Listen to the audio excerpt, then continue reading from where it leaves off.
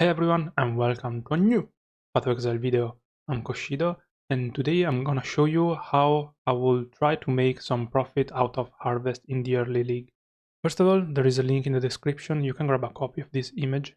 And essentially this is a cheat sheet I made for myself, which tells me quickly how to use every harvest craft. I think it's self-explanatory, but let's go through it together. So we have two main sections. One is Reforges, which is the crafts with a tag like caster, physical, cold.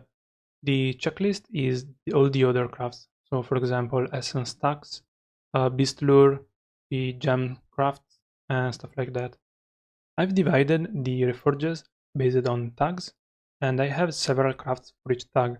The green one are the crafts you can sell most easily on the market, and crafts that are more likely to hit a good value. Meanwhile, the yellow one are the crafts that you are going to do if you don't have a base to do the green one, essentially. So for casters, we have influenced rings to roll the course. Especially Redeemer and Haunter will be popular. Medium brand cluster. It has many good caster notables for brand builds.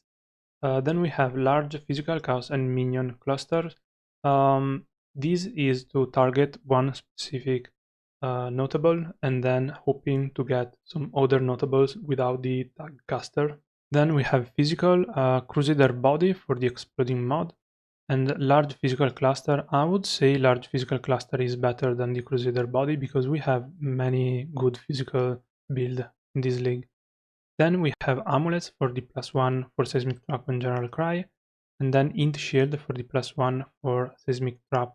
The int shield is not very used, but there are some people that like to use the +1 int shield for Sabo. Then we have attack, exerted medium cluster. There are many good notables for the general cry build.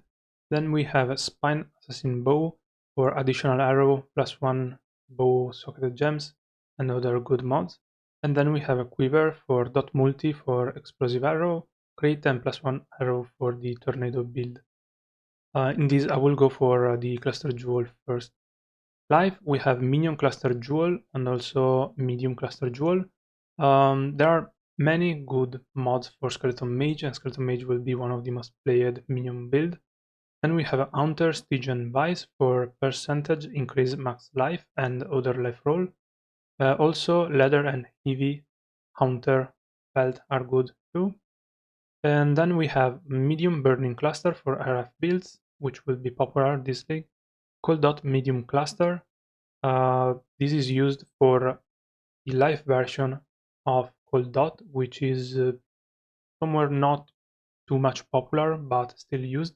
And then we have Light Fire Large Cluster for the Dorianis lesson notable, which is used in almost every light or fire build. Then we have Defense, Shipper Shield for percentage, Energy Shield on block, and Energy Shield in general. Energy Shield has the tag Defense. Then we have Sorcerer Glove or Fingerless Silk with the Haunter influence for cold or chaos dot. Then we have Crusader Crystal Belt for increase max energy shield. And then yellow one are Herbis Circlet for we aim for high energy shield because there are many builds that will go chaos inoculation or low life. So they are always looking for high energy shield rolls with maybe resistances.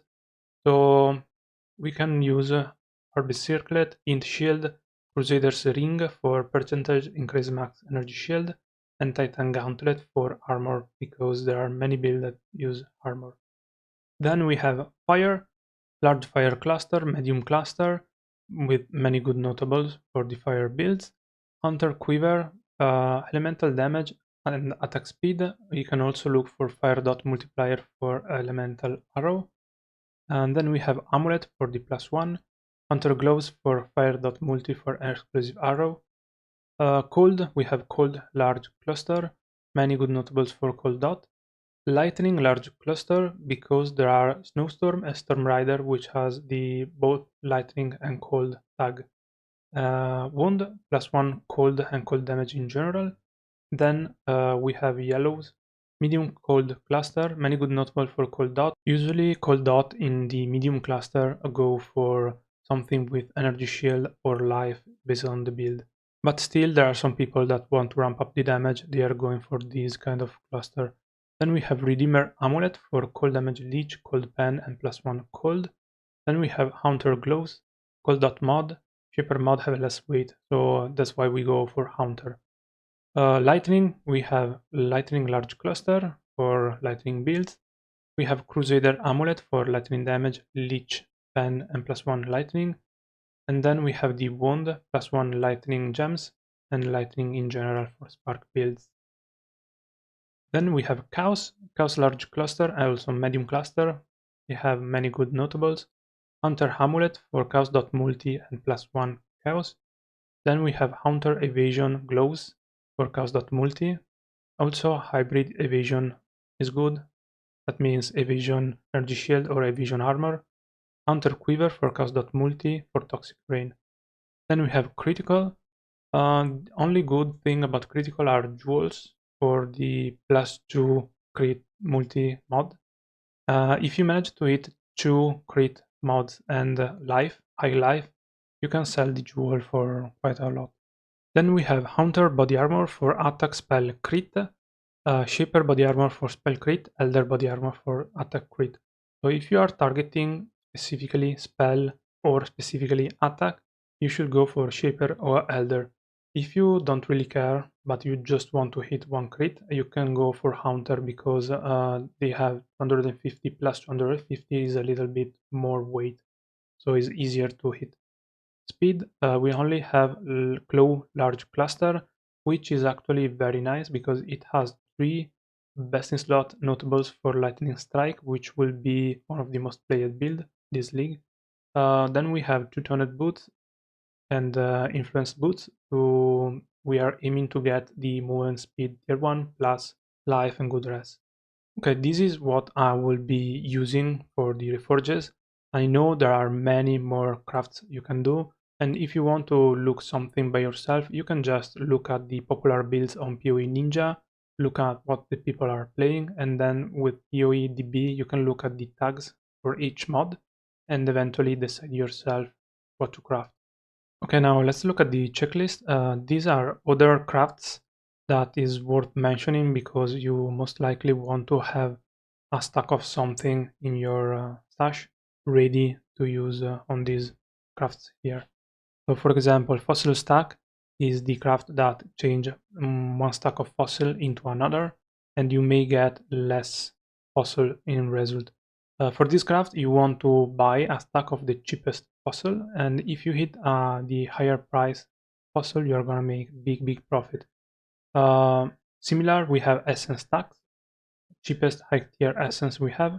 Then we have up essence tier. This is the craft that upgrade 1 tier of the essences, a stack of essences.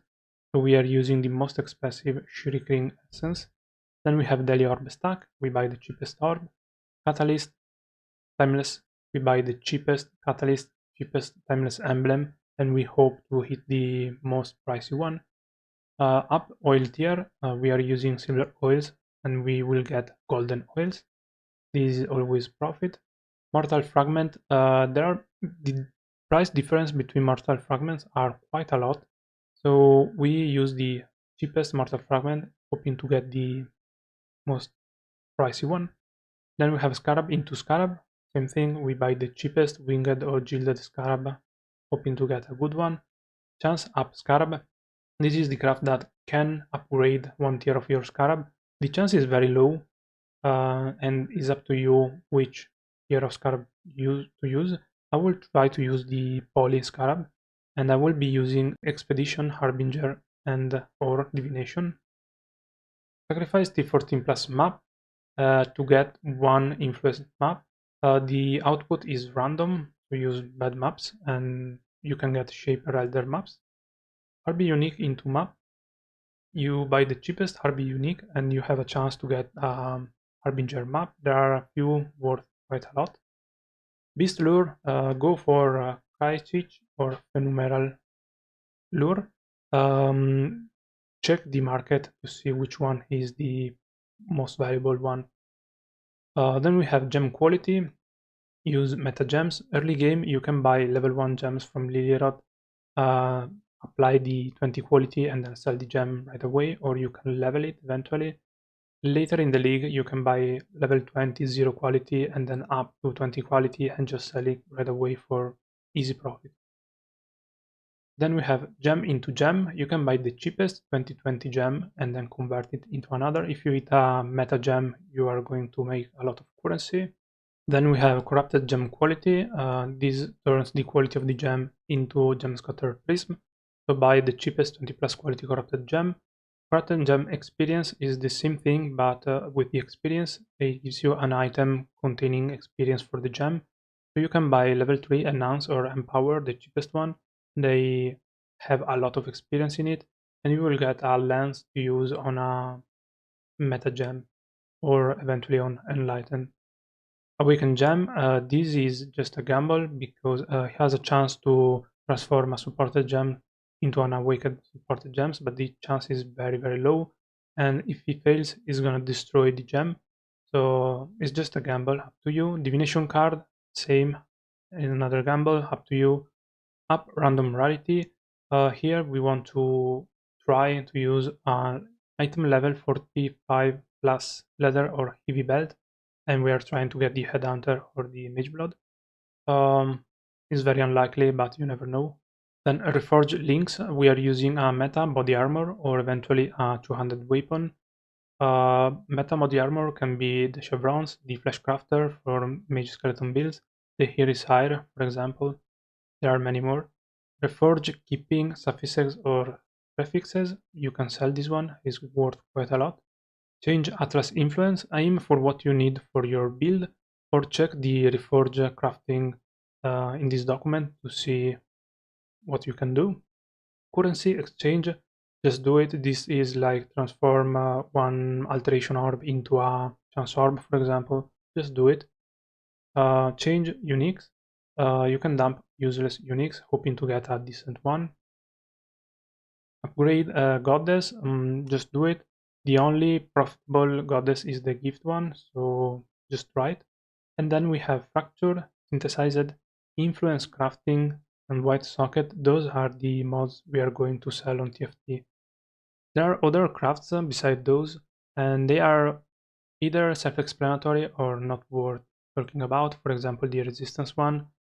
And that's it for this video. I hope this can be helpful to you. It will be for me for sure, because I used to skip every harvest craft, especially early in the league, and this time I'm prepared, so hopefully I'm gonna make some profit out of it. Thank you very much for watching. Leave a like if you enjoyed the video, subscribe if you want more content like this, and remember, stay safe, Exile.